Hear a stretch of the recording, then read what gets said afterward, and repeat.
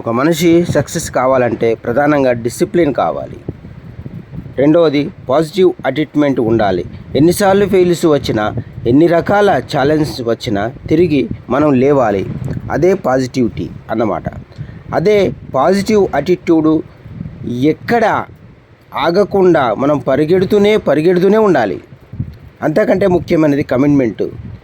ఒక లక్ష్యం కోసం కమిట్మెంట్ చాలా అవసరం. ఓపికతో పోరాడాలి. ఆ కమిట్మెంట్ ఎలా ఉండాలి అంటే అసలు 100 సంవత్సరాలు పట్టిన పని కోసం పూర్తి చేస్తాను అనే ధైర్యం, ఆ పని పట్ల అంకితభావం ఉండాలి. అదే కమిట్మెంట్. మధ్యలో వదిలేయకూడదు. తర్వాత ఏదైనా సరే టైం బౌండ్నెస్, ఏ పనికైనా సరే మీరు అనుకోవచ్చు ఇంకెప్పుడో చేద్దాం. పోస్ట్ పోన్మెంట్ కాదు, ప్రతిదానికి ఒక టైం ఫ్రేమ్ ఉండాలి.